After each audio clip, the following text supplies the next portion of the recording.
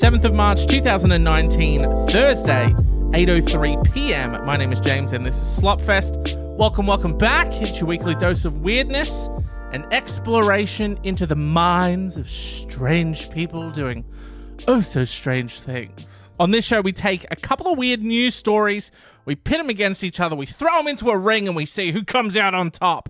Gladiator style. Welcome back. It's Mike Whitney from Who Dares Wins and also Gladiators. News stories. Are you ready? Woo! Gladiators. Are you ready? Or sorry, other news stories. Are you ready? Yeah, doing all right. Okay. 3, 2, 1. Climb the ladder. Get the prize money. I've mixed the shows. Tweet me if you remember Gladiators. Instagram me if you remember Who Dares Wins. That's right. It's the old-new formula. The new-old formula, as I'm calling it. We're pitting our news stories against each other again. A lot of high energy at the top of this show. Don't worry. That'll taper off very quickly. Got a story here. First story. If you're a dog owner, dog lover, dog lovers, dog owners, get in here. Everyone, get in here. Joke for the Hearthstone players. A German court has ruled that a dog owner isn't fit to carry a firearms license after his dog shot him with a rifle.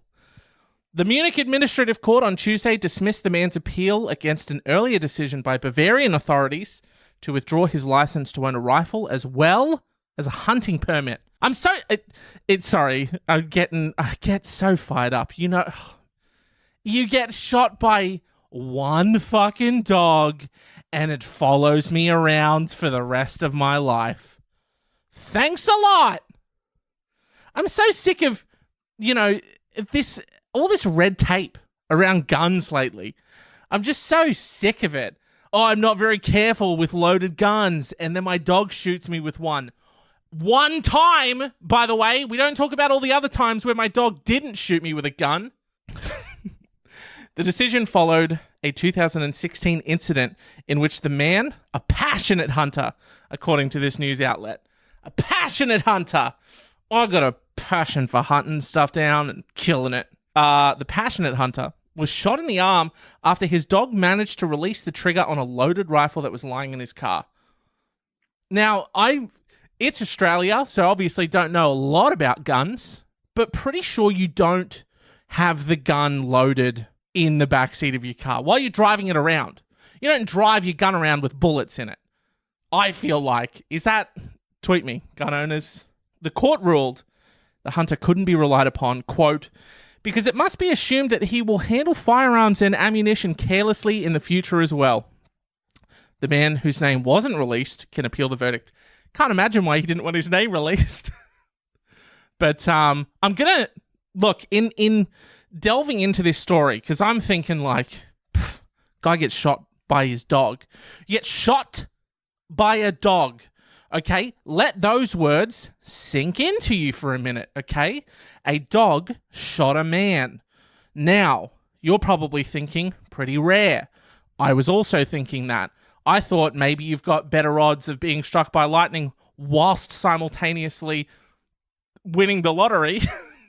Don't know what the odds are on that one. Probably pretty slim. But as I was digging into this, not only is it not rare, but we've got some fairly other recent cases of men being shot by their dogs. So we're gonna lump all the dog guys, all the dog bros, the doggo bros are gonna be lumped into one sort of collective powerhouse of bullet fragments and news stories. So while digging into this story, 2 other recent cases of gun owners being shot by their dogs. Just gonna take a seat here. November 2018, a New Mexico man, 74-year-old Sonny Gilligan, was hunting jackrabbits when his dog accidentally pulled the trigger on a shotgun that had been tossed in the backseat of his pickup truck. Bit of a pattern here. People driving around with loaded guns. The shot penetrated the seat and entered the man's back, breaking his ribs as well as his collarbone. Gilligan survived the blast and is on the road to recovery. He also doesn't hold any grudges against the pup that shot him. Imagine if he did, though. That'd be... I want to see that interview. Doesn't hold any grudges against the pup that shot him. Telling reporters, quote, he's a good dog. He's a good dog and he's a crack shot. Probably not a crack shot. He shot him with a shotgun at point blank range. So probably, again, don't know a lot about guns. Probably don't have to be a crack shot to hit that one. But still, got another one here. May 2018, Richard Remy, 51, of Fort Dodge, told police he was playing with his dog Bailu on the couch and tossed the dog off his lap. When the pit bull Labrador mix bound back up, he, quote, he must have disabled the safety on the gun in his belly strap and stepped on the trigger. Stepped on the trigger, rather. The gun fired, striking one of Remy's legs. He was treated at a hospital and released later that day. So, wait, the dog, first of all, you know when you're at home, you know when you're in the comfort of your own home and you're playing with your dog as you do, and you've got your loaded gun in your belly strap because obviously, why wouldn't I? And it's loaded. The dog, so we're supposed to believe he's playing with his dog. He's like, dropped his dog down on the ground. The dog comes bounding back up and perfectly and precisely, again, don't know how guns work, clicks off the safety and then pulls the trigger to shoot him. Seems like that's a lot for a dog to do. Just a thought, but it sounds, because he wanted to be like, no, I'm a responsible gun owner, and I definitely had the safety on. You definitely didn't have the safety on, did you? Richard, be honest. You've copped a bullet to the leg. Let's not also tell fibs. So that's our first combined news story. The Doggo Bros, who are all very passionate about dogs, passionate about guns. And both of those loves have really fucked them over, quite frankly. So they're our first story. Our second story, if you're eating, continue eating. Food delivery services are becoming more commonplace. You know, we've got Uber Eats here. We've got Deliveroo. In the US, you've got DoorDash, Postmates, and a fucking million other ones. You're hungry, you don't want to go out. I'll order something. This is the best part about it is like, you don't have to go with like the typical, I don't have to do Red Roosters. I don't have to do a quarter chicken chips. You know, I don't have to do a McDonald's. You know, I don't have to do a KFC or whatever. You can, the proliferation of these food delivery services, you get stuff from restaurants. You're eating better. Not really. Just eating better tasting stuff from places that know how to use lots of butter. So, food delivery services. Now, let me take you to a picturesque Tennessee city named Maryville, which has received a number of accolades for its quality of life. Is that a Tennessee accent? Get out of here! Fucking Southern dandy lawyer comes sneaking back in. 31-year-old Howard Matthew Webb was arrested last week and jailed on felony charges for adulteration of food. Our good friend Howard here is a delivery driver for a food service called Dinner Delivered. And after receiving only an 89-cent tip on a 30-minute delivery drive, he decided to, quote, dip his testicles into a container of salsa that a customer had ordered online. Now, you're probably thinking, how could we possibly know this?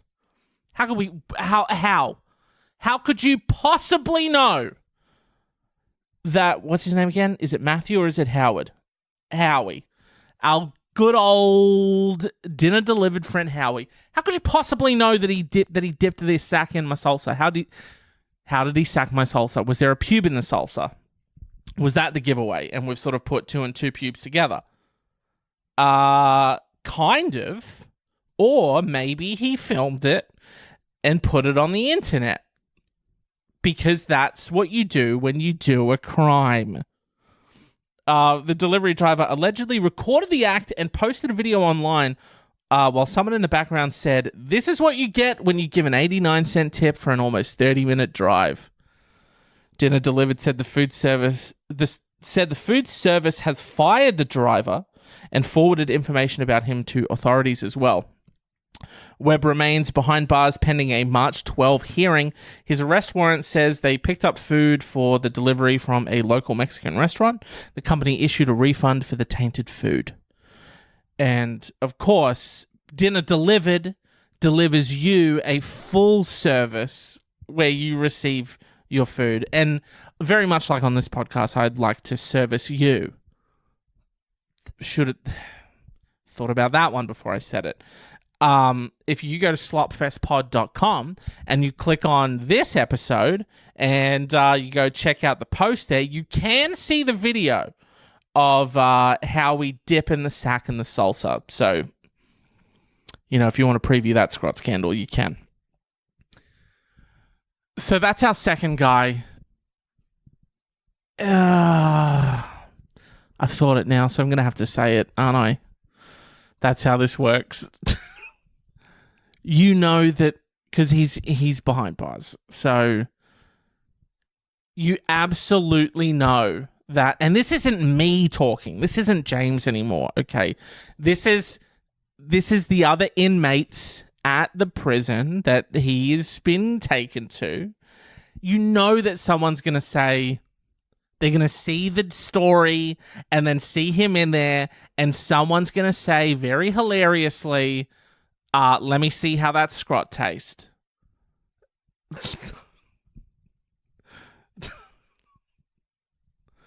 Oh.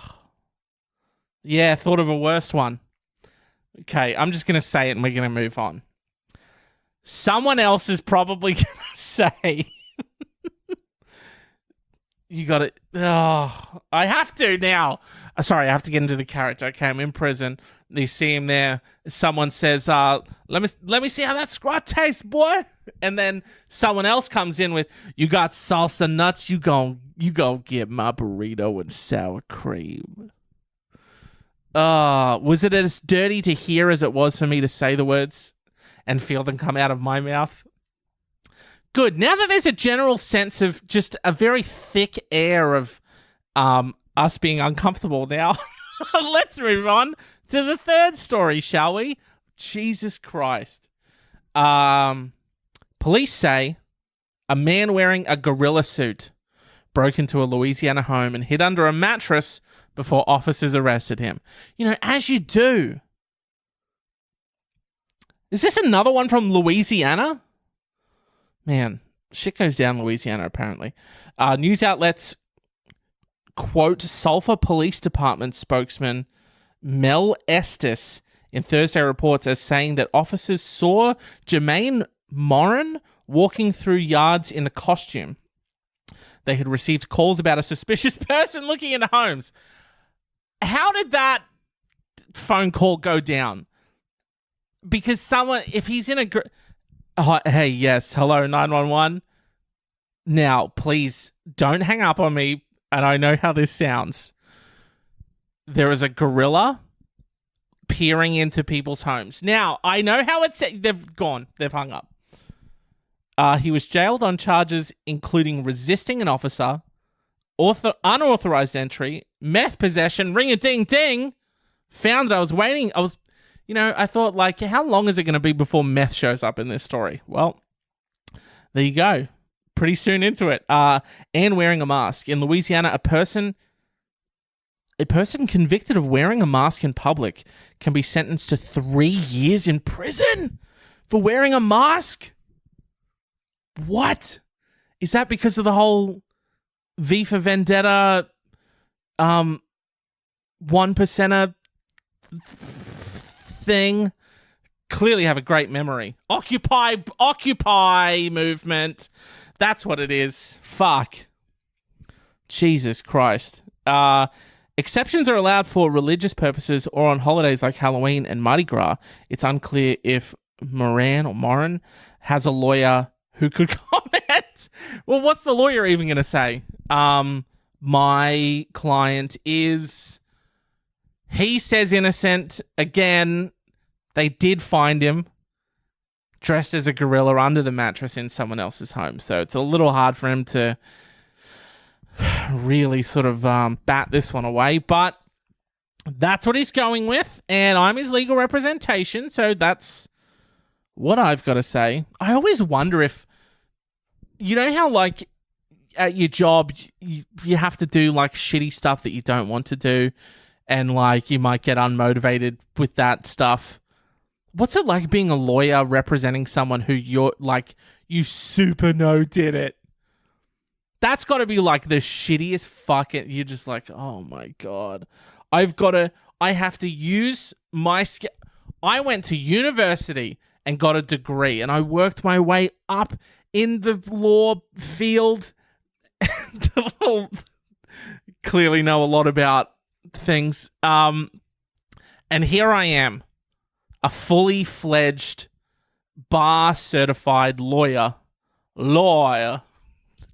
I can't keep doing Southern dandy lawyer.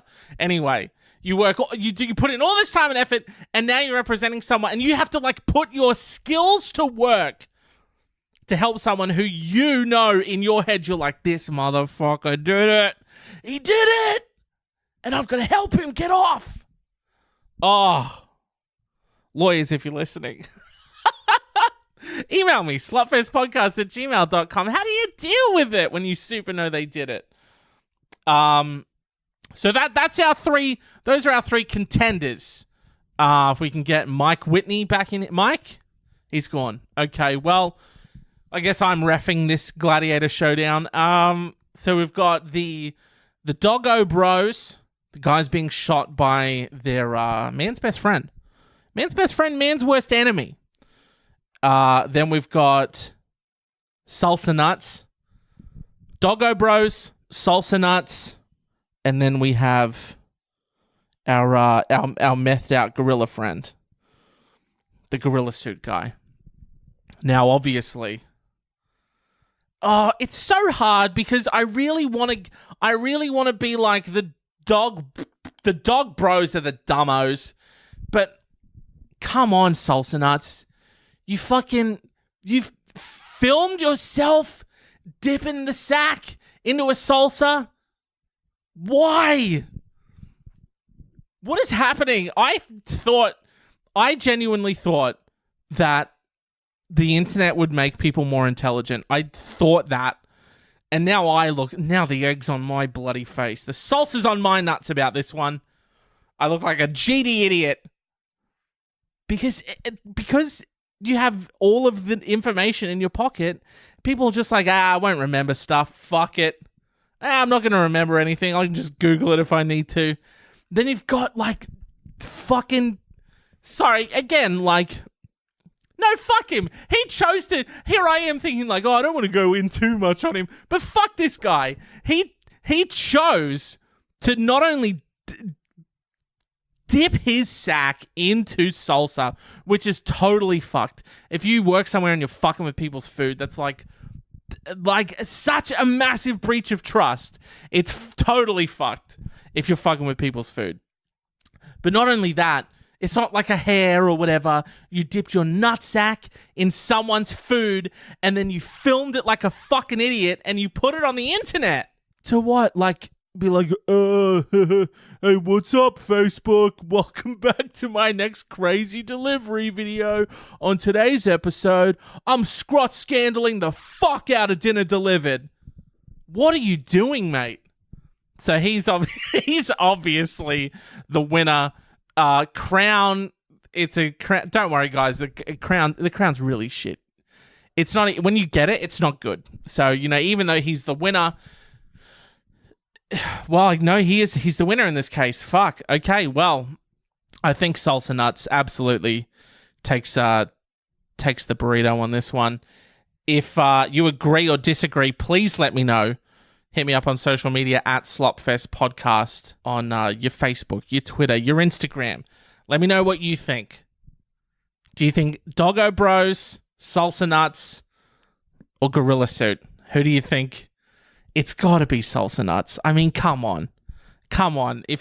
Let's debate this. Like Jordan Peterson, is that his name? Yeah, let's have a debate about it online. Before we head out of here, though, I have some honourable mentions. Ones that were either interesting or didn't quite fit the mold of, pitting stories against each other. Normally, plural. Today, singular. An honourable mention. Posties are using virtual reality headsets to learn how to avoid being attacked by dogs. The gadget provides a 360-degree street view scene and advice on how to deal with aggressive pets on their rounds. My favorite part about that is the advice portion, because how does that work? I've got visor down, I've got my controllers in each hand, I've got my HTC Vive on, I've got my headphones on, fully immersed in my VR postie level. I'm walking down the street and I hear like a growl in like the left earphone, and then a little helpful hint comes up on the screen. Beware of growling dogs. Would that be it? I don't know. Keep your wits about you when entering someone's property. That's a better helpful hint. And it's triggered by the growl. Okay. Keep going a little bit further down the path. See a really fucked up dog chew toy. Another helpful hint comes up. If some motherfucker's dog comes at, this is what the helpful hint says. If some fucking dog just comes at you, don't be afraid to ditch and run. Because reading, like, it didn't dawn on me really that this is such a significant issue for posties is, people's animals and stuff. Because I'm a fucking idiot. I didn't realize that it was such a big issue, but it turns out that it is. It says here, self-defense training shows a postie dropping to one knee to protect themselves using their post bag as a shield.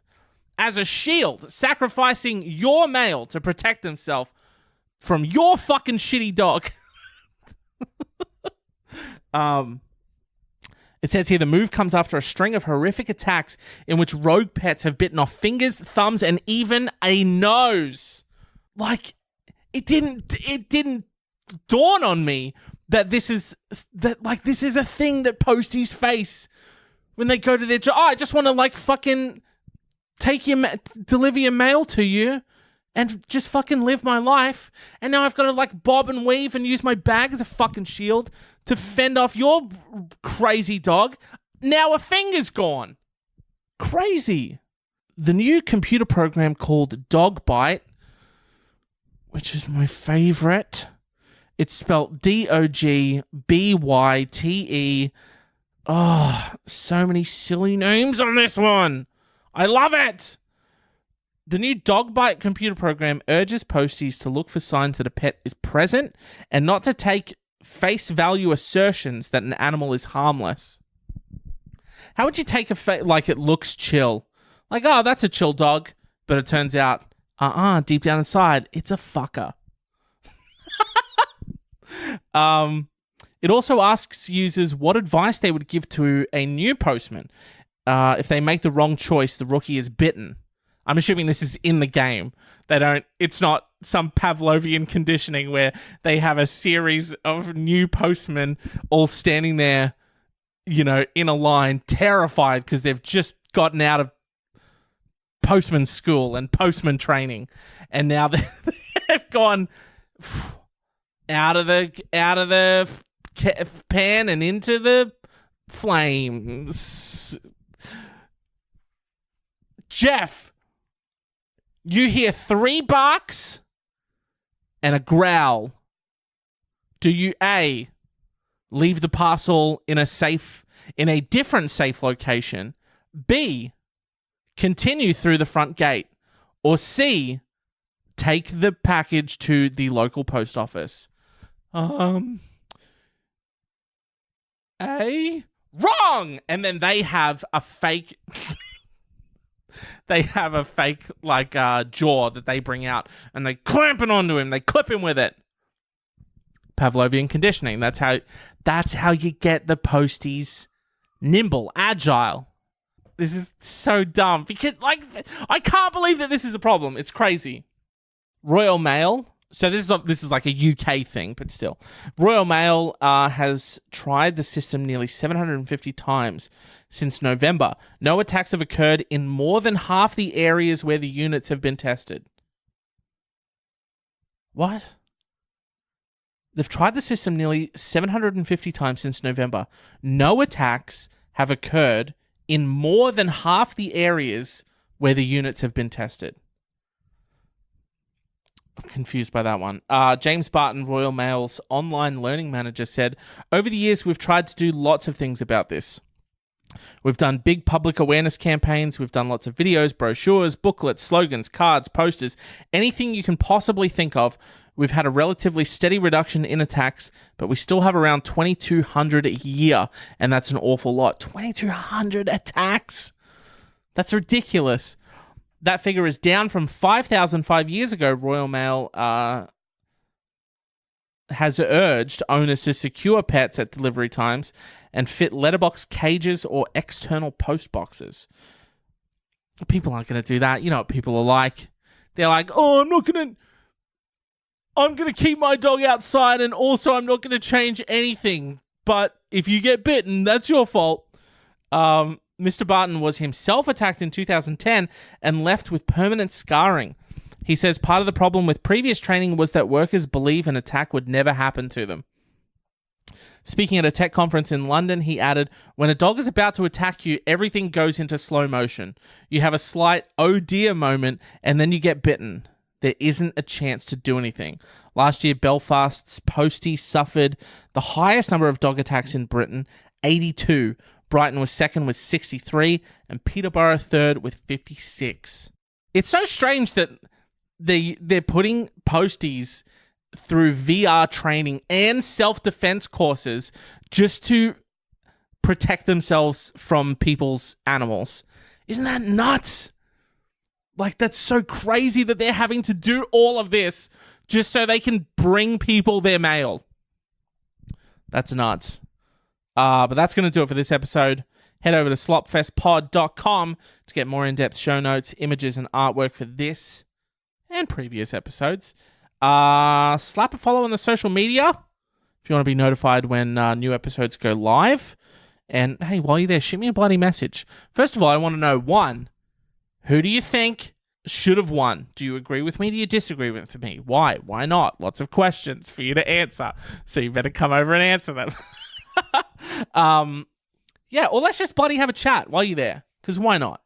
I respond to all of the, messages and comments and DMs and emails and stuff. So, at Slopfest Podcast on Facebook, Twitter, and Instagram. Again, feel free to send me any of your weird news story findings or your own personal weird stories. Or you can email them to me, slopfestpodcast@gmail.com. Very much appreciate you coming and hanging out and spending your time with me. If you want to help out the show, you can leave a review wherever you listen to podcasts. People always say that, but is there any way to review podcasts anywhere except for fucking iTunes and Apple and shit? Because I use Pocket Casts and I don't, I only use it to listen to podcasts, so I don't know if there is a way to review. Let's see. Doing it live. Okay, I'm going to tap on a podcast. Oh yeah, dude. Okay, fantastic podcast. You should check it out. Let's see. Is there a way for me to... I don't think so. I think maybe it's just an Apple thing. I'm not too sure. But hey, leave a review if you can. But the best thing you can do is tell a friend. Share this show with another weird friend of yours who's also into weird shit and who likes strange news stories. What an oddly specific thing for your friend to be into. Hey, Jeff, I know that you're always telling me about very strange news stories that you happen to find. Thought you might like this podcast. It's very much aligned with your interests. Or better yet, get the word out. We're going to turn this show into We're going to bring back Who Dares Wins and Gladiator. We're going to fuse it into one podcast. So it's not going to be that entertaining to consume because Gladiator is obviously very visual with all of the, the courses and the spandex and the lycra and stuff. But, basically that's what this podcast is going to become. Sell it to your friend as that.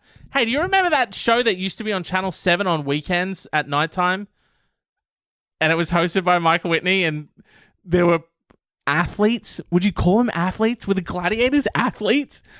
And there were some really tricked out, juiced up guys and gals in like spandex and lycra and stuff. And then they versed like some guy called like Tim from accounting, and then Sarah from, she works as like a bio lab tech or whatever. And then they had to jump up on the really narrow board with these big fucking gladiator sticks and just take on these juiced up, roided out, fucking jacked gladiators. You remember that show? Well, this podcast is kind of like that, but it just sort of puts stories against each other. So similar. Very similar. See you next week.